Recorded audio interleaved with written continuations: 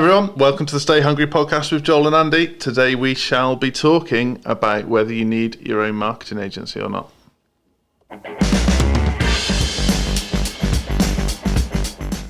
Andy, how you doing? Very good, thank you. You? Yeah. I said very then. Damn. I should have said excellent, not very good. Well, now that's answered the question, so that's good. I'm on a mission to get rid of the word very in all our copywriting. I've been better, I'm not going to lie. But the silver lining on the cloud is I've acquired a dog. I quite like dogs. Do you know what you need to do, your dog now, your new dog? Get it? Isn't Some it code break merch. No. Oh. Isn't it just annoying when everyone tells you what to do with your pets, your children, your business, which is what we're going to be talking about today, because everyone has got an opinion when it comes to your marketing. That's true. And yes, everyone has got an opinion when it comes to your dog. Even when they're not dog owners. I've had the dog 2 days and I've been told a number of things of what I should be doing with the dog. Bear in mind, my wife works for a zoo. If we can't handle an animal... She keeps dogs in the zoo, isn't that cruel? No. They're raccoon dogs. But, you know, you'd hope that we got a bit of a clue. Wait till you have kids and you've got people without kids telling you what to do with your kids. That literally is the most annoying thing in the world. Yeah. But do you reckon I've ever been that? But I try not to tell people what to do with their kids. I have a lot of opinions about it, but very hard. Some people will listen, but some people don't even fucking think about telling me what to do with my children. It's very difficult with parents as well, because your own parents. So my mum will and my dad would tell me, oh, we didn't do this with you, Andrew. Oh, we didn't do this. Well, yes, they're your grandchildren. They're not your children. Not allowed to beat them with canes anymore. Not that my parents ever did that. Yeah, it's a toughie, isn't it? It's a toughie. It's especially if you let's say you have friends come around and their kids are shit. It's quite hard not to share your opinion. Yeah. Well, I'm at that stage in my life where all my friends have kids at the moment, like little ones. Do you see less of them now through your choice? No. Really? There's some nice kids amongst them. You're a much better person than me. I remember when the first one out of our group had kids. Yeah, we definitely stayed away from him more because none of us, we were still in the sort of drinking, carousing stage of our lives. And we just weren't interested in stories about nappies and feeding. Yeah. Here's a non-marketing question for you before we get deep into this. It a marketing? Oh, it's a marketing podcast. Yeah. So, you've had dogs. Yes. You've always had dogs. And you've got children too. We're not planning on having children anytime soon, not going there. But our friends have children, our friends visit us. But now we've got a dog. Yeah. Brilliant. Children's deterrent. Fantastic. Tell all your friends. She's lovely. She bites now and then, but she's a lovely dog. Yeah, really. Normally the face, yeah. No, what did you... So there must have been some nerves around when you started having children and you got dogs and how they were going to mix and... Or was it just fine? Or you just didn't cross your mind? We just made sure we had nice dogs, really. I mean, obviously you can never tell with the dog and the nicest dog in the world if some little shit's there pulling its tail. Exactly, yeah. So we did have a friend come around with a kid and the kid was like chasing after the dog trying to pull its tail and we had to have stern words. But I tell you something, the mum got stroppy about it. Did she? She was like, you don't talk to her like that. I'm trying to save your kid from getting bitten. Because it's you that get the blame. Oh, yeah, absolutely. Obviously, we're still walking him on the lead and everything at the moment, and it's very early days. But it is difficult. But there are probably some parents who just wouldn't take children around to a home where there's a new dog. You know, if it's a dog you've had for 5 years, happy days. So I just look at it as a wonderful gift. Okay. Right. Come round and meet our vicious dog. Oh, you can't come. Oh, lovely. Even in front of Man in the High Castle with no kids screaming. Okay. Does it sound like I don't love my children? You sound pretty miserable, yeah. No, I know. It's you've got to be careful because again, the whole point of this particular podcast is about should you hire a marketing agency or freelance or whatever, or do it yourself? And it's tempting to do it yourself because everyone gives you all this advice. You think, oh, that's brilliant, I'll do it myself. Just like, again, children, pets, everyone's got an opinion because it has no impact on them. They'll tell you what to do with your dog because it will make no difference to their lives. So they could be right, they could be wrong. They just want to share their expertise in inverted commas. Yeah. which is very relevant to what we're about to talk about. But I do have some exciting podcast news. Oh, go on. So, you may or may not know, obviously you know, but the audience may or may not know that we quite frequently have guests on our podcast. And we've had some really, really good guests, from people who are involved in the Grand Theft Auto series to people who are currently lighting up LinkedIn. And off the back of that, Codebreaker's been approached, and we're going to have some really cool American entrepreneurs on our podcast. Cool. So, Wow. When's that all starting then? well, I'll find out today, actually. Excellent. Word has spread. So I suspect stateside. I'll be in here. Can we get J-Lo on next? Yeah, she was on the list. And Queen Bey. So I suspect I'll be in here at all hours recording podcasts at funny times of the night on Zoom, but some good content for the audience, I think. Nice. That's really exciting news. Yeah. Awesome. We've got quite a few clients who pod now, but still, it is still relatively new, and most small to medium-sized businesses don't podcast. And to be honest, they probably haven't got the time to do it, or they wouldn't have the time to learn how to do it properly, and they run out of subjects to talk about. Whereas we can just talk shit for ages, can't we? Really? Yeah, I love it. Believe it or not. I love it. For me, I find creating video content more difficult. I do it. I've probably done hundreds now, but the podcast, I think you can really get down to the nitty gritty of what people think and find out some really cool truths. And I really like the way you consume a podcast too, because obviously I do quite a lot of driving. Mm-hmm. It's easy to listen to them, and you could go all over the place. And I guess as that flows into how you should handle your marketing too. So I love it. Yeah, I listen to podcasts in the car now. Very rarely do I listen to music. Can't listen to a podcast when I'm running. Emma does do. Does she? How does she concentrate? Yeah. That's I don't get either. How do you sort of absorb what they're saying? Yeah, I don't really bother in the gym with the podcast either. No, you want something pumping with a good beat. Yeah, or something soothing. Also, so this is a Rich Roll again this morning. The David Goggins interview. I'm about halfway through David Goggins' book, Can't Hurt Me. Wow. If you ever find yourself making excuses for anything, read his book. Because he's literally had shit that 99% of people haven't had to put up with. And yeah, he talks about excuse, the mindset, and basically operating off the whole belief that people operate at no more than 40% of their potential. So it's all about tapping that 60% in reserve and stop it with your bullshit excuses. He says that a lot. Oh. She'll say, "Oh, this happened to me as a kid." Stop it with your bullshit excuses. He's quite black and white. I think there's something to be said about that. Obviously, if something's damaged you, it's a bit different. But if you're leaning on your excuses, there's a good book by a para athlete called Steve Judge called "Don't Lean on Your Excuses." Okay. And he had a terrible car accident and ended up with his legs were very badly damaged, right. And so he became a para triathlete. Where prior to that he had no intention of doing that, and he just, rather than it being something that held him back, it's been something that's propelled him forward. Wow. Yeah, Goggins talks a lot about he had an abusive father, a stepfather who was murdered. Poverty, developed a stutter, all this stuff. You think this can't get any worse, and then something else happens. Yeah. You think, holy shit! How the hell did you bounce back from that? Injured the first Navy SEALs, BUDS training, the Hell Week thing they call. Did it? I think it was the third time it did that, and that was his last time. They said to him, if you get injured again, you can't train again to become a SEAL. David Goggins, the guy who used gaffer tape to strap up his snapped hamstring or something. Yeah, that's an interesting story. It's just he ain't going to be everyone's cup of tea, and again, nor does he want to be. But it's just interesting. And pods, it's just stuff you couldn't absorb, this kind of stuff just watching a video. I don't think. No, it gives you access to people you otherwise wouldn't be able to listen to in the same way. I mean, radio used to do it. You'd get some tremendous radio interviews back in the day, but I think podcast has kind of taken that mantle now, and sometimes really, really famous people say things that you don't expect them to say on a podcast, and I really enjoy that element of it. Maybe we could become like the British equivalent of Rich Roll. We're on our way. Because it isn't just marketing we talk about.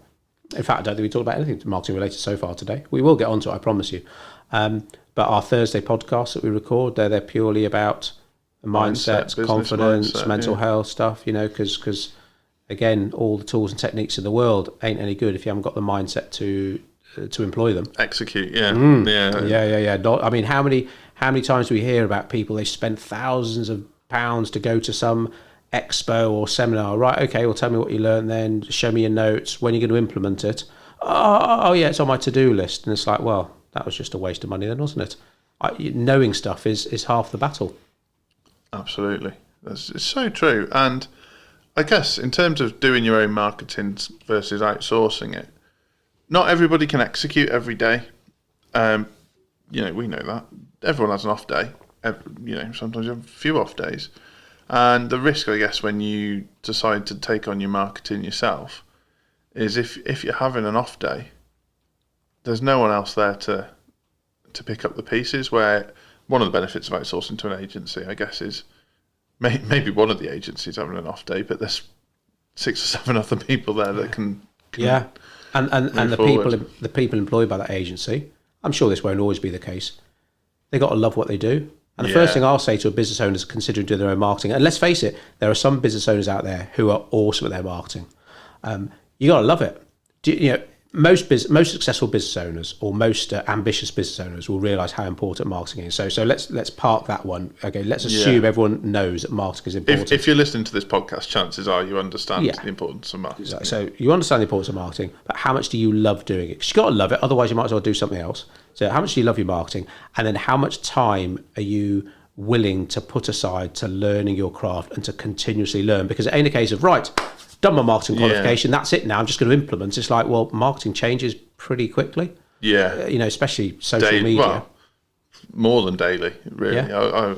Hourly sometimes. I mean, I'm looking in some Google accounts this morning and they don't look anything like they did last week. You got to keep up. And if the answer to both those questions is right, how much do you love it and how much time are you willing to dedicate to continuously learn about it? If the answer like lots, happy days, fill your boots. If it isn't, you need to speak to a marketing agency or freelancer. Yeah. And, to be fair, and you and I have both been in this position as well, it's not always possible to outsource your marketing. Sometimes you just got to bite the bullet and figure out what kind of marketing you can do yourself. We've sweated the hours and the shoe leather, haven't we? We're started up, no money, got to get out there, but you've got to do what it takes. Yeah. Even if it's free, will you put that time in? And there's no shame in that. And I think the only side you have to kind of look at is, what is it that I'm passionate about? So if you're not passionate about marketing, let's say you're a car valeting business and you're just not passionate about marketing, you're passionate about making cars look beautiful, and the thing that makes you money is making the cars look beautiful, then the thing that you should be spending your time on, or your team should be spending their time on, is making the cars look beautiful. And that's a very good point in business where you should be looking to outsource the things that aren't the money generating exercise. So in that case, then you should be outsourcing your marketing. If you can't afford to do that, that's where you have to kind of trade off time. And we know, do we, that all the people we dealt with over the years, there are those who view marketing as a cost / necessary evil, and those who look at marketing as an investment. Yeah. And it's like, well, okay, I can't really afford it at the moment, but if I make cutbacks in other areas, I could afford it. Yeah. I'm not saying you have to scrim and save on everything to do your marketing, but it will involve time and money. Yeah. It usually needs both of those things. And if you haven't got the money, we know people who have, they've used their bounce back loans, for example, over lockdown. They're going to put a certain percentage of that towards their marketing. That's going to look after their marketing for the next year or whatever. But we've got others who we know turned it off, pissed it up against the wall. They've taken that bounce back loan and let it going on holiday. Yeah. Me and you aren't going on holiday. I literally know 2 examples of that. And why is everyone fucking off to Greece? And okay, yes, it's safe-ish at the moment. It's like, oh my God, it just wouldn't even cross my mind at the moment. I've promised the kids, we'll have some mini breaks in this country, but we're not going to be going abroad. We've got a business to run. Say what you think, Andy. That's what it's all about. Yeah, well, we know lots of business owners that have gone away, don't we? But yeah, it's not on my radar at the moment. And then moaning. moaning. Oh, self-isolation. Oh my God. Has it been hard going to that 5-star hotel for a couple of weeks, is it? I I pity you. Did I tell you I said somebody on LinkedIn? Oh, go on. Privately, not publicly. Oh, right, I'm okay. not mental. They were complaining that because they're in France, they're going to be quarantined when they get back. And I said, yeah, the 40,000 people that died feel terrible for you. Oh, yeah. Tell me who that was. Yeah. Yeah, it is hard to feel sympathy for someone who's on holiday in a nice place, but they're moaning about, the ice. You've got to, there's plenty of business owners I know and respect that are going abroad, but you've got to do it with your eyes wide open at the moment. If you go, you might be getting quarantined, or your holiday might be getting cancelled, or you might have to stay in your hotel the whole time you're there. And if you think otherwise, you're frankly a bit foolish. Yeah, absolutely. I mean, I'm not going to say use the word lucky for lockdown, but I got to spend loads of time with my wife and children, and we had loads of time together. Yeah, not going to the beach or anything, just enjoying proper quality time where the phone wasn't going off all the time. That's obviously something we learnt the hard way.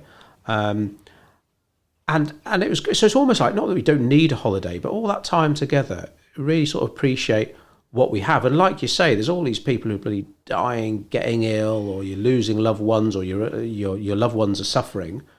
Well, that hasn't happened to us, and fucking be thankful for it. Yeah, you're a homebod anyway. You go on holiday and you get bored after 3 days. Love what we do. Love our home, and yeah, I don't want to be a month away from work, to be honest. Enjoy it too much. Yeah, I like my adventures, but I like my work too. So I do miss the opportunity to get away on something this year, but it's not worth it for us. Something's great for our clients. Like you say, they can go on holiday and their marketing still gets looked after. One of our guys could go on holiday, the client's marketing still gets looked after, because like you said, we're a team. So that is obviously an advantage of employing or outsourcing to an agency rather than a freelancer. As great as there are some good marketing freelancers out there, of course, that will be right for some, won't be right for others, especially if they want that off-the-clock support. Yeah. There's no one size fits all with this. I'm happy to play devil's advocate on this podcast. It's in my interest to say everybody should outsource their marketing to a really hungry agency, but I'm not an idiot. That's not how the world works. Not how the cookie crumbles, so to speak. But if you want to free your business up so you can do whatever it is you're good at, marketing has got to be one of those things that you consider outsourcing. And that might be to a freelancer if that's all you can afford, and that's fine. And that comes with its positives and it comes with its negatives. So chances are they'll bend over backwards for your business because you'll be one of a handful of people they look after. But also when they get ill, you lose your marketing function. Or if something happens to them, you lose your marketing function. Or if a password goes missing, you're reliant on one person. Or if you fall out with them, you're in a bit of a scary spot. Yeah, that's certainly happened to some of our guys. Yeah. Not to say that can't happen with an agency, but with an agency, there's 3 or 4 people probably on your account. There's going to be systems in place. There's going to be password managers. There's going to be brand identity guidelines. There's going to be scope documents, various things. There's grades really, and there's doing it yourself, outsource it to a freelancer, use an agency, use a big city agency, television broadcast. Bloody, you can go ridiculous with it. But yeah, absolutely. There'll be some people out there don't want like a smaller agency. They want, like say, the big city players, which that could suit them fine. Yeah. And it's, horses for courses or whatever. I've got loads of bloody daft phrases today, haven't I? But if you're a massive brand and you're looking for huge exposure, like a Go Compare or Compare the Market or something, chances are you probably would have to approach a massive agency and say that we want to do a mixed media, television, internet and cinema campaign. Please can you help? And they're the sort of agency that would have the experience to execute that. If you want to do like a direct response marketing, digital advertising campaign, you're probably going to have to find somebody like us that can kind of get down and dirty and get their teeth into it and get on with it and look at the numbers every day and put that time into it. If you want someone who's just going to keep your business in mind's eye, tick it over, run a couple of Facebook ads and put a few posts out, you're in freelancer territory. And you've really got to think about what it is you're trying to achieve. You know, we're helping our clients kind of from all angles, really. Very rarely now do we discount anything. We just say, this is what we're going to do. This is our philosophy, and it might be that we use an email funnel, or it might be that we use Facebook ads, or we might use Google display retargeting, or we might do a LinkedIn campaign. We might get some PR out to the press, but we're not going to sit here and say, well, we'll do 5 Facebook posts, a Facebook ad, a Google ad, and every 2 months we'll do some PR, because that's bollocks. It's we'll do what needs to be done to make whatever needs to happen in that time period. Yeah, absolutely.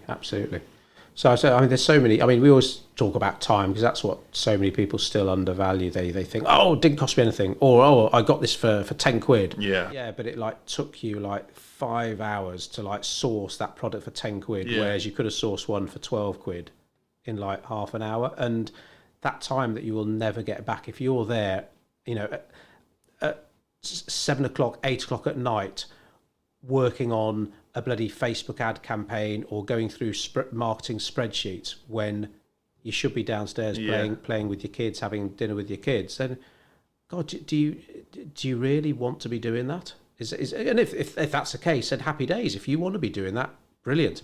Otherwise, just outsource it, get rid of it.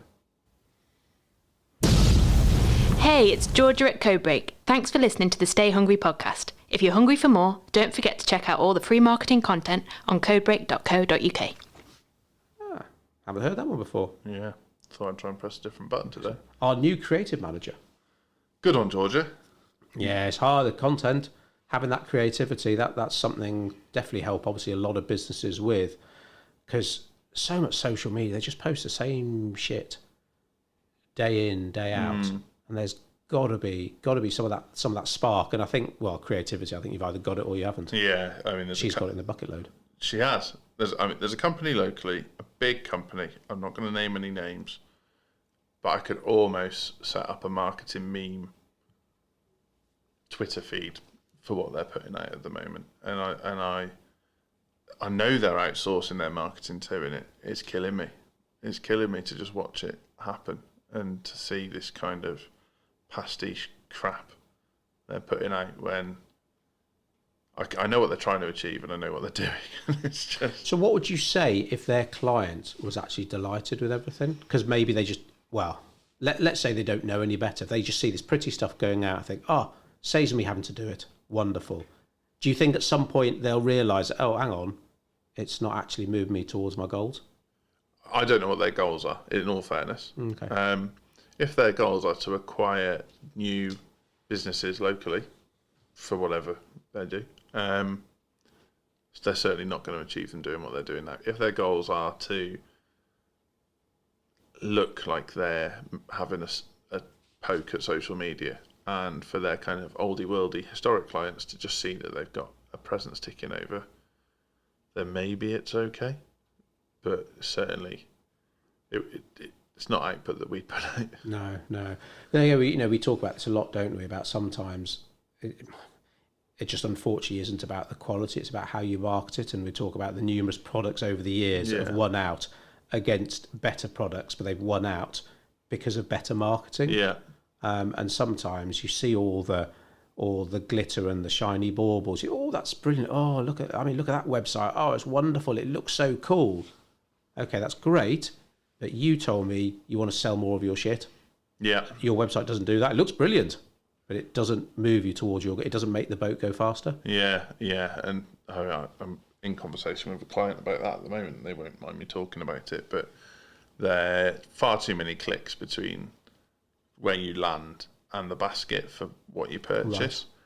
Right. Looks beautiful, looks lovely, but the fact is that if you're asking people to make an effort, very unlikely.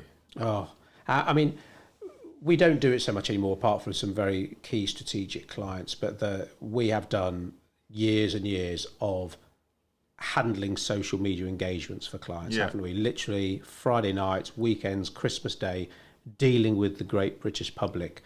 And we just know that so many people literally can't be asked. I mean, I'd say, in fact, I've got a client that still look after personally now, at least once a day, a member of the public will go onto their Facebook and ask about price or ask about something, ask about a phone number that I would think most normal people would, I'll just go on their website, because surely a phone number on their website, they can't be asked. They're easier for them to be sat on the sofa on Facebook Messenger going, what time do you open? Or how much are you? Or what's your phone number? Anyone who's in a Facebook group now will know that. There's those people out there that go, does anyone know the number for the doctors? Or does anyone know where I can get a newspaper? And it's like, hell's bells. Like, we've all got Google. Like, are you joking? But it's just the way people are. They want it served to them. They don't want to go and find it. So how much you charge for a cut and blow dry Mr./Mrs. hairdresser? You know, it's no good replying to them saying all the prices are on our website. You'd literally have to paste in the web link for them. Yeah. I mean, a member of the public asked last week to this client of ours, and it literally was.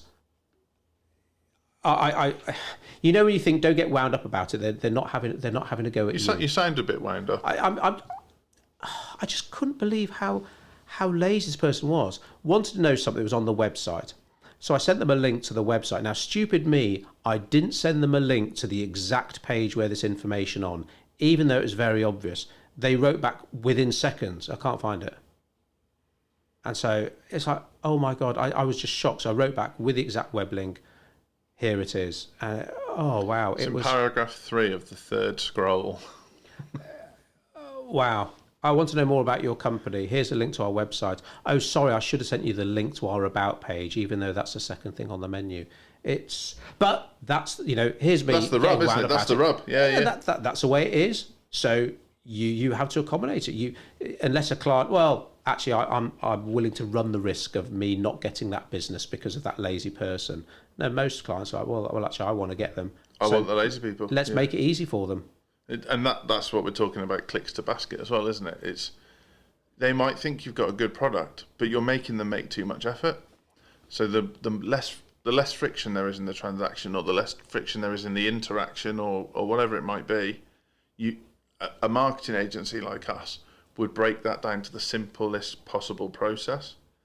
And as annoying as it can be for me and you sometimes when someone says, I can't find it, and then you think, oh, wish I'd just sent them the About Us link in the first place. But we might feed back to that client, do you know that you haven't got your contact details on every page on your website? And that's kind of how it works. It's very simple.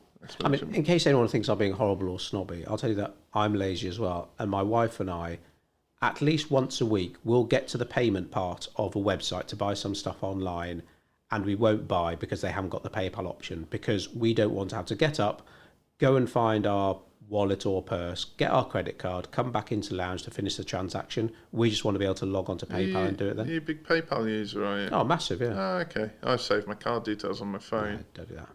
But then you still have to know the 3-digit number. I bet you know yours. I think my wife knows mine.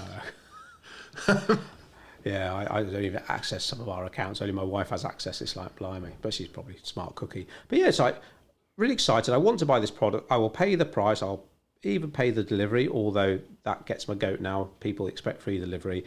Right, I want to pay for it. Oh, well, where's the little PayPal logo? Oh, it's got to be a credit card. And I think e-commerce businesses that don't have a PayPal option would be missing a trick, because it involves effort. Yeah. Well, I think that about Apple Pay now and Google Pay.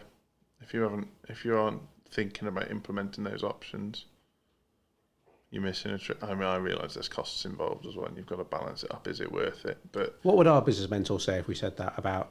I know cost of doing business. Yeah. Cost of doing business. Yeah. But obviously, if you sell a widget for £5 and the Apple Pay transaction costs you £1, I get why you may not offer that option. And it's like 1% or 0.5% or 5p or something. It's Yeah. I mean, it's scary. I mean, if we look at all the direct debits we've got out, the various software and apps that we subscribe to make us more effective and more efficient, to better help clients, you think, oh shit, that's quite a big Amex bill, really. Yeah. But if it's there to make you like, yeah, it's like you say, it's the cost of doing business. But we do lots of business owners out there, even like basically super rich ones, who if they can save 50p, they will live. I'm thinking about a friend of mine now who literally would walk an extra mile to save 20p on a pint. Yeah. I've heard that story Oh before. my God. It's like, I think I've gone the other way, So that attitude, I very much used to be like, right, what's the best deal here? If I was looking for a holiday, it'd be like, right, my budget's 500 quid, so I'm going to get the best possible holiday I can for 500 quid. And I think that's a really disciplined way of managing your finances. Where now, and I'm probably not financially better off than I was then, it's just my mindset has changed. I literally sit there, and if I can't find anything better than 700 quid, I'm really making these figures up off the top of my head, I'll just go, right, I can't be asked for this anymore. I'll just pay that because I'm literally wasting. I could go and earn that money in the time I've spent pissing around doing this. that's exactly how I look at it. We've probably paid over the odds here and there for stuff, but I know my friend will be sitting in the pub a mile further on down the road, enjoying his pint more because he's there going, save myself 20p. Whereas I'll be looking at, I've Walked a mile. I've wasted half an hour or whatever it takes to. Do you know what it is for me? It's brain ache. It's the fact that I'm literally sat there applying. It's like work. I've made a job of it. Car insurance is one that gets me. You go on the comparison sites, and then it'll turn out that comparison site doesn't have all the options. So you've got another comparison site, and then by the time you've done it, you're probably 2 hours in, and you've compared all these different things. And you get to the end, and it turns out it doesn't include legal, doesn't include breakdown anyway. And when you add it all on, it was more than it was at the start. And for me, I was like, I'm going to fucking save myself the brain ache here. I'm just going to speak to my current insurer, tell them this is what I want to pay, see how close they can get. Job done. I can go and lie on the sofa. I use an insurance broker, say locally as well, so I can pick up the phone and speak to Tracy if I want. Oh God, and we've probably been with them for about 10 years. And we just get a letter saying, oh, this was the deal before. This is the new deal with a new supplier, same cover. Like, brilliant. Let's just go for it. It's like my brother. If Pete, sorry if you're listening to this, he used to rent out a flat, as in like he owned it and rented it out to tenants, and the boiler packed up, and he basically just scoured the internet to find the cheapest boiler that would do the job of heating the water. And my dad was around at the time, and one of my dad's mottos always was penny wise, pound foolish. And to be honest, he probably got, like me, ripped off a few times as well, because he just couldn't be arsed spending hours shopping around for stuff. And Pete got the cheapest boiler, and what happened? It packed up within months. He had to spend £2,000 getting it fixed. And I guess you personally, because I know you've got a flat in London doing a similar thing, you'll be on a boiler plan. Yeah, our boiler. The boiler in the flat we rent out in London did pack up a few months ago. It's all sorted. Yeah. I just couldn't. To be honest, part of that is not anxiety. That's too serious a word for what I'm on about. But I'd be sat there saving thinking, yourself anxiety. Oh, I hope the boiler doesn't pack up. Oh, I've gone cheap on that boiler. Oh, I hope it doesn't pack up. But I guess maybe just wired differently. And you know what I'm like. I'd be the opposite again. I'd buy the most expensive boiler, and I'd want a 10-year guarantee on it. And the day it does pack up, I would raise hell. Yeah. Oh, yeah. It's weird time, isn't it? That time and money. It's something that people will debate about for ages. Oh, I did this marketing. It was free, and it worked for me. Happy days. But could you have paid someone to do it and saved yourself maybe the 5 hours it took you to get the outcome you wanted? Yeah. Because like some people like say, let's talk about networking, business networking when we're allowed to do it again. There's some people out there. Oh, it gets you business. It gets you business. Okay, that's brilliant. Let's add up how much time that networking club cost you over the year. Getting there, the 2 hours there, getting back, all that. Let's add that up over a year, and let's add up how much business that brought you in. Before we merged as a company, how many times do you think you had that conversation or thought that about me? Yeah, quite a few times. But then I grew my business off networking as well, or one of our businesses. Oh, It's great. there's But no shame in it at all. when you add up the hard maths of it, for some business it works very well. Happy days. For me, it's actually, I could probably bring in the same amount of business doing a leaflet campaign that would probably take me 2 hours. The hard thing. So I in the first 3-4 years of business, my entire business was built on networking. I met you through networking, so. But I remember your shiny suit. you need to stop mentioning that. Have you still got the grey suit? Not that one, no. Oh, okay. It wouldn't fit anymore. I'm smaller. Excellent. Um, Do you know sorry, another dad story. On their 25th or 40th? 25th. On their 25th wedding anniversary, it's their silver anniversary. They had a big dinner and lunch. you're going to say he still fitted in his He wedding wore his suit. wedding suit. That is awesome. That's like, well cool. That Including the is shoes with awesome. lifts in. Really? Yeah. Cost them £100 in 1972 to get these shoes. Because they had these There's hidden some little lifts. serious shoes. Yeah, Yeah. hidden little lifts in them. Wow, that's cool. That's pretty good, isn't it? Because Yeah. most people, it's like, oh God, can't get into that suit now. So networking. Sorry, yes. This is a really important thing about the kind of internal monologue you would have about outsourcing your marketing. So I don't do much face-to-face networking anymore. Not like I did. I mean, I go to the opening of an envelope once, but a really kind of important conversation to have with yourself is how much does it cost you to be a member of those clubs? How much does it cost you to attend? So your travel costs, the time in the car. How much time do you spend there, and what's that time worth in terms of either what could you earn elsewhere or what kind of business could you bring in elsewhere? And if you do the maths for that over a year, I mean, I think I did it for my networking, and it panned out. I was spending about £9,000 a year on networking at one point, which it's a big number, but it's. So if that brought in 18 grand or whatever. Well, you'd have to bring in quite a bit more than that, wouldn't it? I suppose that's the reality. Oh, you're just greedy, or. But if you think what you could do with that kind of money in terms of now a Facebook ad campaign, LinkedIn, Google, even leaflet drop. That's a conversation we're having more and more with clients now. It's like not how much something costs. What else could you do that money? Yeah. And yeah, Facebook ads. Not for everyone again, but okay. Well, you said that would cost you £100. Do you know what I could do with that £100 on Facebook ads? Yeah. And it's a hard argument at the moment. And then, like for me now, I've become much more about relationship marketing. So if I meet somebody on LinkedIn now and I think they've got something about them, I'll probably invite them on the podcast, or I'll get on the phone to them, or I'll literally say, should we meet for a coffee? And I'm kind of cutting the network requirement out. But that's not to say I didn't need the networking in the first place, because nobody would have known who I was. And so We've still got contacts now who I love and rate, who we met through networking. Mm-hmm. It just wasn't right for us anymore. Tell me, free networking. Yeah. What's your thoughts? Because there are some free networking clubs out there. Obviously not meeting at the moment. We go to one Thursday's free, isn't it? I suppose so. Let's say traditional breakfast sort of free network, networking. Yeah. Probably shit breakfast for a start, but there we go. Or those evening ones, like the FSB type ones. They're a free network, aren't they? Named an organisation now, but tough. It really depends on your business. Right. It depends on your price point. It depends on what you're looking to achieve.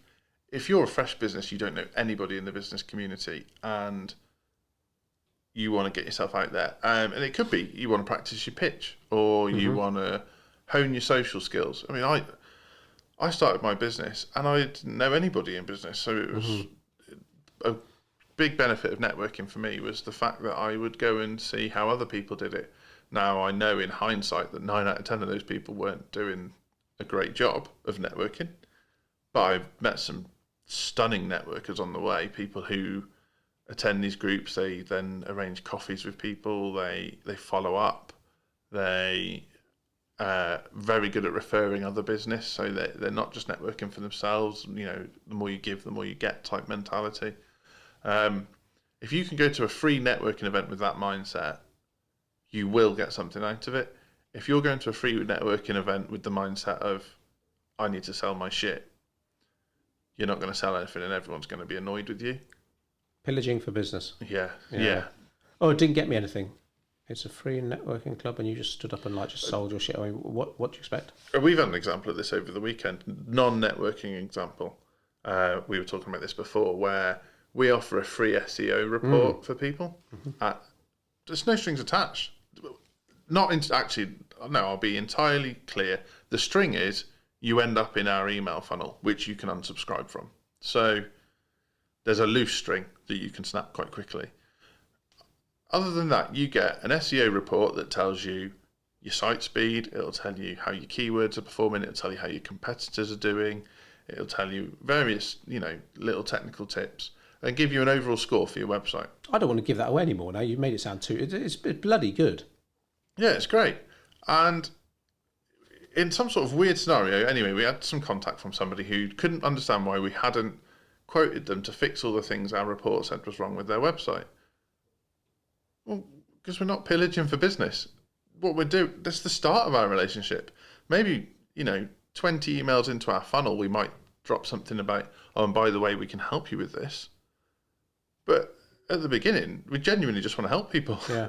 I still wasn't happy with the free report. Well, yeah. Yeah, it's hard, isn't it? Sometimes, and this is another debate that many business owners have a lot, is there are some people out there who, when something's free, they love it. You've got others who, when they see something's free, they attach no value to it. And sometimes as business owners, you want to give stuff away for free to hook people in, the whole Netflix model, and that's great. Yeah. But you've got to remember, there are definitely people out there who just, like Google My Business, that is an awesome tool to use for your search engine optimization, to make people, to get found more easily online, all that kinds of stuff. I know some business owners that haven't used it because it's free. They have attached no value to it. So they think, oh, it can't be that good. I'll get on it at some point. But I guess Google Analytics, you don't go on your Google Analytics, go, I've had no site traffic, so why aren't Google trying to sell me more traffic? It's really, really strange one. But same with networking. If you go to networking and just expect to pillage all the business from the room, and after two networking groups. Oh, we know a ton of people like that, don't we? It's really embarrassing as well if it's a guest of yours you bring along. Oh, do you enjoy that then? Oh, bacon roll was all right, but didn't get any business. It's like, did you not listen to everything I said about what networking's about? How many people did you meet? How many relationships? How much stuff did you buy? Yeah. If you're saying no one bought off me, well, who did you buy off? Yeah, that's a good approach to networking, is to think, right, my first 5 times I visit this networking group, I'm going to try and buy something each time. I bet you'll start seeing business come back if you took that approach. Yeah, it's like the hashtag support local. We love local businesses, but you've also got to have a reason for whether you're local or not, for people to buy off you. Now, I'm not going to give you money purely because you're local. If you're double the price or you offer a shit service, I'm not obliged to give you business. Hi, Emily at Codebreak. I just wanted to check if you've booked your discovery call with Andy or Joel yet. It's a free 20-minute chat to talk about your goals and how we can help you achieve them. Visit codebreak.co.uk to book. Good one, Emily. Nice one, Emily. We have to stop commenting on these ads and be a bit more natural about it. They're good though. They're all wearing ripped jeans, I think, today. You sound really old every time you mention this. I used to do that in the 80s, ripped jeans, I think. Well, that's how old you are. It's come back round. Just come back again. Like everyone wears high tops. Well, no, I'm old now because I just don't see the point of buying clothes that are only partially made. Isn't that terrible? It'll happen to you one day, Joel.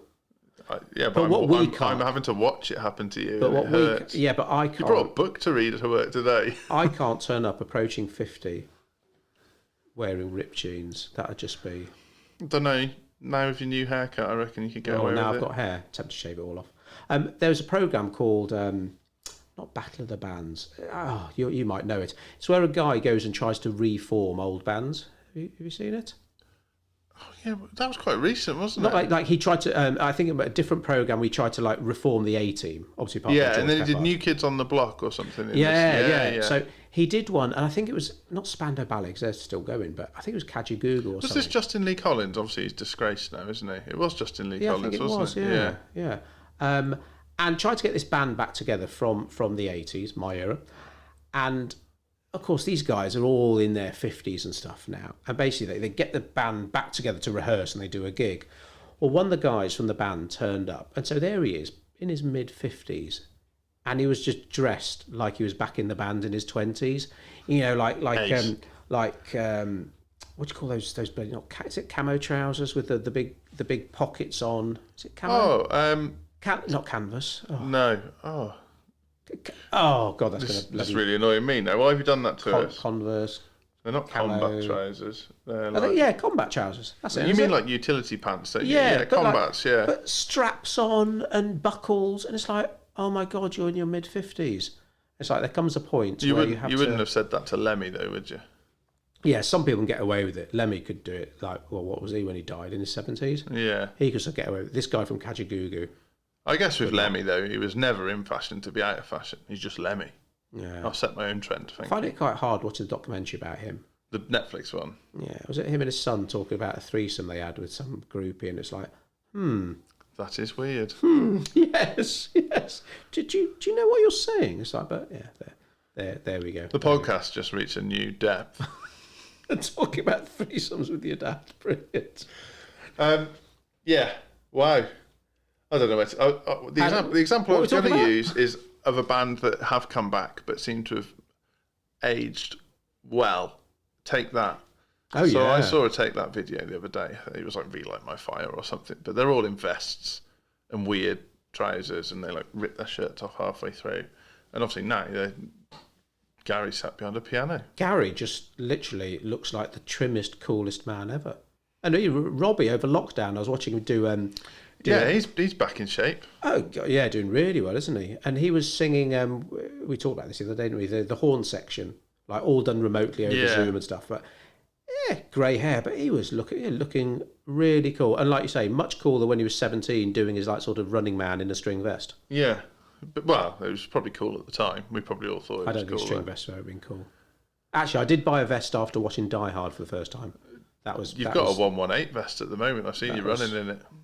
Oh yes, well cool that is. Oh, lots of underarm ventilation. I wanted to drive past and ask you for phone numbers. Do you know the number for the chippy? Yeah, luckily the time we get up, we get no comedians driving on the road. They're all sensibly in bed. Just me. Just tootling around. Do you know the number for this? No, sorry. We digress. They still do that. They 118? You pay £5 or something I ridiculous. don't know. I don't understand it. Google. But then I guess... Do you remember direct inquiries? Same sort of thing. I suppose, Talking isn't it? clock. It's like a talking clock. Can you imagine that trying to explain that to my daughters now? You'd call the number up to ask for the time. Because you didn't know the time. Is it still going, the The talking time clock? is surely not.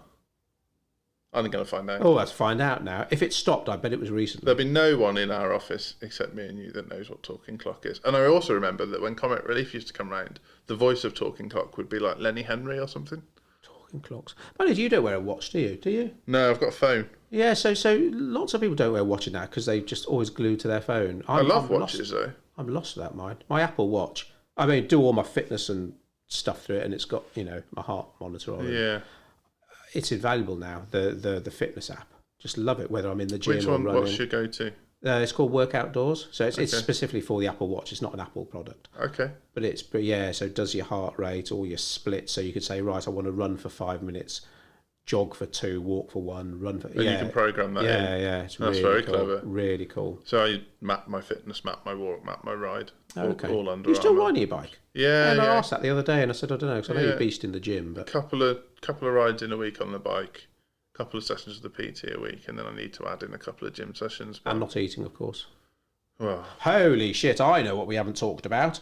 Sort of brought me onto the subject now of not eating. Watched Joker at the weekend. have you? Holy shit, not a comedy, is it? Hang on. Right, here we go. So, someone else I know watched Joker at the weekend. Oh, okay. So my opinion on the Joker is it's a brilliant piece of cinema. Yes. That doesn't mean it's enjoyable viewing. Discuss. Uncomfortable viewing, or do you mean you didn't really dig the story? It was just Oh no, sound I like a think substance. the story's brilliant. I think the story's very, very good. And when you realise that it's not all real, wow, it's like Oh, the girl. Oh, Yeah. look, I mustn't say anything more than that, really. But yeah. When you realise it's not all real and what he's actually done. I think if Emma and I were still in our drinking days, I think we probably would have stopped about 20 minutes in. 20 minutes tends to be our... So, we're watching some series Yeah. now that we gave up on before when we were drinking. And I must make clear, actually, we're just pissheads. Just Man in the High shit-faced all the time. Castle, Umbrella Academy. Yeah, both of them. I'm on episode 3 of Umbrella Academy now, still struggling sober. I'm not finding it. What episode are you in? So we've watched the first 2 of season 1. Yeah, so I'm on episode 3. Yeah, nothing much is happening for me. And that guy's totally getting on my tits. Which one? They're all annoying. The I only like the tall one. the guy with wearing the dress. Oh, the one that loves drugs. Yeah. Yeah, I can relate to him more than any of them. To be honest. He's really winding me up. Yeah, they're not likable people. That's what I'm struggling with. Quite like the big guy. He's quite the big, likeable, yeah, I isn't just he? said like the tall guy, and I like the monkey. Oh, the Talking Monkey. Actually, yes. When the Talking Monkey came in, that's when he gave up last. It's like Right. Anyway, the Joker. Joker, sorry. yeah. Wow. God, no wonder he won an Oscar. But yeah, he lost £52 for that, which is sort of the link to what we talk about fitness and diet there. But unbelievable, absolutely. Robert De Niro, that scene. Holy shit, brilliant. But if it's rumoured that it is going to be his first ever sequel, a bit worried about that. But it was amazing. I can't remember the last time I was so impressed with a film, because you know me, usually I like. I would have endings, guessed that would have passed you by. Yeah, I'd have gone, because I remember you saw a film called Arrival that got loads of plaudits what a load of shit a few years ago, and obviously that's not the chirpiest. Emma got called home by the school half an hour into that film. I wish I'd gone instead of her. And I love it. So I would have said Joker could have fallen into that category for you. Yeah, But it's very much like Taxi Driver. Have you seen Taxi Driver? Yeah. It's not far And, removed. And Raging Bull, it's that kind of what's Scorsese. the other? God, what's the Robert De Niro one? The King of Comedy? Yeah. But amazing. And what's Michael Douglas' film where he has a Oh, a meltdown. Falling Down? Yeah. That it's got a bit of that about it as well, hasn't it? Yeah. It's- See, Alan Parker died. No? That's sad. So obviously, Fame, Bugsy Malone, Mississippi Burning, Yeah. Life of David Gale, Commitments. Yeah, real. I mean, he's in his late 70s, I think, but that was a real shame. seen Have you everything. seen Mississippi Burning yet? No. Yeah, That's the one you keep telling me to watch, isn't it? Yeah, it might still be on Netflix, but that is just that's another one where it's like certainly ain't cheery, but wow. And I love Willem Dafoe anyway, and Gene Hackman. There's Willem Dafoe. He's been in some shit films, but he's never. What's a shit film? He's ropey in Spider-Man. The Spider-Man. Oh, the Green Goblin. Yeah. Oh, I love But him. he's always good. Willem Dafoe's always good. He's in a film called The Hunter, which I absolutely love, about a chap who's trying to find the last remaining Tasmanian tiger. I haven't seen that. Really Is that a new good. one? No, it's an old Australian film. Really good. Sam Neill's in it as well. Oh, I love Sam Neill. Watched the first Jurassic Park with the kids the other day. Yeah, they're two powerhouse actors in that film. Oh, they're all coming back for the next Jurassic Park. Yeah. Laura Dern, Sam Neill, Jeff Goldblum. Told you the Jeff Goldblum story, haven't I? With Hannah. Yeah, in my the tube. wife, yeah, Yeah, on the the kids are tube. well impressed about that. Yeah, it's cool. Yeah, they love him. But not as much as Joey Tribbiani. Holly's Blasting Friends, and she's on season 8 now. I watched a Good Friends episode. This podcast, our summary better be good. Let's just say that. I watched a Good Friends episode the other day where Joey wears all of Chandler's clothes. Oh, lunges. And he says, could I be wearing any more clothes? Yeah, Joey's Holly's favourite. Holly's 10, and there are some episodes that she shouldn't be watching really, but all her friends have watched it or are watching Friends. She comes in and goes, "What's porn?" I'm like, yes, I've forgotten about that episode. And then it turns out there's quite a few episodes, like when I think Phoebe's twin brother was a porn star, Chandler and Joey have free porn in their apartment, and but yeah, we were watching the episode together where Ross wears the leather trousers. Oh God, we were just There's a few episodes the Right, same, I'm because the laughing. Ross leather trousers episode and the Ross white teeth episodes. and the Ross self-tanning. Ross self-tanning and the Ross sandwich episode. Like your colour. What number are you? I'm Puerto Rican. Yeah. We're short of an episode idea. What should we do? Oh, it's Bully Ross for an episode. But that leather. I almost said leather pants then. Oh, but the leather trousers. Yeah, just. But my kids say pants. Yeah, Fergus says pants. Yeah, a lot of she said something. Holly said something American the other day. Taking out the trash, but I suppose we use trash on computers and. But have you noticed Apple's changed trash to bin? No, I didn't notice that. Hover on your bin. So just for the UK.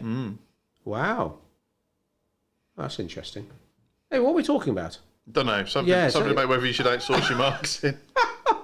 Outsource it to an agency just like Outsource us. it as long as they don't just talk about films all day and trash. That's, No, I think it depends what stage you're at with your business. But if it's going to make you more money to outsource it than it does to do it yourself, you've hit the point where you need to outsource it. And if doing it yourself is going to take your eye off the ball, again, you need to make that leap. I mean, I know some people that literally have done. I mean, Emma and I, between us, pretty much did every aspect of the business when we first started out. So, the books, everything. Obviously, it's no good giving me the books. I wouldn't have a bloody clue where to start. So, if I was literally on my own, I'd have to outsource it. But I mean, a mistake a lot of businesses make is the first person they employ is like a salesperson. Yeah. Whereas generally speaking now, most of the successful SME owners, the first person, if they go back, the first person they'd employ would be an admin person. And you add up those little tasks, those £10 an hour tasks you're doing that take you off the big picture. Yeah. Yeah, because the first person I hired was a salesperson. Really? That's interesting. Because I was just sick and tired of being out selling all the time. But then, of course, grew and realised that no one can sell your business like you and can. you love it now. Yeah. But we sell in a very different way now. Yeah, I love the challenge. Love the creativity of marketing. I love how marketing is constantly evolving. But I always love the challenge of selling. I understand I love understanding more the psychology of people. And yeah, it's great. But if I didn't enjoy it, yeah, just get rid of it. We watched Darren Brown last night. Oh, 20 years of Darren Brown or Yeah, something. so he was going over all of his, power of suggestion and stuff like that. And the amount of it that we use in our marketing techniques now, that, not unethical stuff, just the whole kind of listening for clues or for points of reference, and then repeating it back to people and making sure that they know that you're listening and that you're interested. Incredible, just the depth you can go to with it. And he even there's an example of an early Darren Brown where he drove to an ad agency, got a taxi for an ad agency, got their 2 execs, At the zoo one. drove them through London, and then asked them to pitch him an idea. And when they pitched the idea, he asked them to open the envelope he gave them at the start, and he'd drawn the same idea that they pitched him, and the power of suggestion, because all the things they'd gone past in the taxi. And he was like, off screen when they weren't there reviewing it, he was like, you'd hope an advertising agency would understand the power of suggestion. It's true though. How many Brilliant. salespeople don't listen? They just literally talk at you. They present all about themselves, about how long they've been established, how many offices they got across the UK, and the potential clients sat there going, "Well, how the fuck does this help me then?" Yeah, your dad's phrase is the best one. I think that's my life motto now. God gave you 2 ears and 1 mouth. Yeah, use them in that ratio. I said it to my kids yesterday, and they were Did like, you? "What do you mean?" So stop talking for a minute, because there's another quote, isn't there, about when you listen, you'll learn. If you talk, I don't know. Emma said it, and it's so true, because sometimes, one of my kids especially will just talk and talk and talk. And I've found that with marketing. I find that with staff. I find that with business relationships, with personal relationships. If you give someone the opportunity to speak, you go a long way with that. And I think that's a cool skill in marketing, to find out what someone's real issues are, or to just build those relationships. Excuse me. Yeah, I'd say most business owners, they probably get that wrong. I think it's all about like stuff that for us sounds like common sense. Like, I don't know, somebody's website, and it's like, oh yeah, we do this, we do that, and unless you know it, you won't think anything different, because that's what most people do. It's Yeah. like, well, okay, you might do this, you might do that, but what's in it for the person on your website who's looking to give their money to a business such as yourselves or one of your competitors? And all you're doing is going on about yourself. Yeah, It's and it's hard, because it's easy to fall into the trap of trying to appear passionate, and the reality is nobody gives a shit. They want to know that you know your stuff, and they want to know that you care, but they don't want to know how you're going to do it. And that's the mistake 99% of businesses make, that they're trying to tell people, well, our USP is because we do it this way, not that way. Well, if they both get to the same point, that's not a USP. No one gives a shit. And that's where you need to get to with your marketing, is actually, how do I portray the benefit to the client or the customer or the prospect without just banging on about myself all the time? And I mean, the way we do it as a marketing agency is we give a lot away. We give a tremendous amount of knowledge and expertise away. That's probably a podcast in itself, isn't it? And I saw something. I saw something similar on YouTube today about the content. And you're right. We give away a ton of free content. About some people, they give away so much free content, but don't really look at the longer picture. They just carry on giving out free content. It's like, well, you do need to earn a living as well.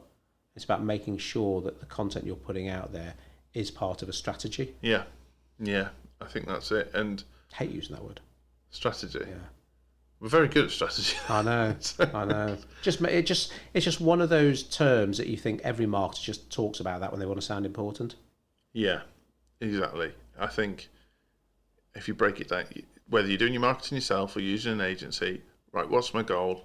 How am I going to get there? That's your strategy. Yeah. But you also have to be prepared to review that because things change. There's global pandemics, there's recessions, there's people ill, bloody law changes, whatever it might be, and you've got to be willing to flex. So we know people who've like written like 57-page business plans. So, oh God, I just know that's just not me. Yeah, I understand it if you go into the bank to ask for a loan. I get it. In terms of, if you can't do a business plan on a couple of pages, something's wrong with your plan. Yeah. It's like, I mean, our proposals are, well, okay, I'm slightly biased, but I think are awesome. And they've got depth to them and they look cool, but they get to the heart of what a potential client wants. But I've seen proposals out there from other agencies that are like literally War and Peace and hardly addressing at all the potential client's pain. That's what gets me. That's what gets me is whether it's an agent, well, it doesn't matter if it's a solicitor, an agency, whatever. If you receive a proposal that is the same proposal everybody else gets, what's the point? That's not a proposal. If you asked someone to build you an extension on your house and they gave you the same quote as they gave all the other houses they've been to see that year, and then it turns out every house you drive past has the same extension as you, you'd be mortified. And that's another podcast as well. God, right, we need to write these down. Right then, what's your summary? What if I'm thinking about doing all of our marketing myself, Andy, and what are you saying? Okay. How much do you love marketing and how much time are you willing to dedicate to implementing it and continuing to learn? And if the answer isn't lots to both those questions, outsource it. Come and talk to us and we'll work out some options for you. Yeah. If the answer is lots and you love it and you've got someone in place who's running the day-to-day business operations for you, happy days. Be a marketer of your business. Yeah, fill your boots. Cool.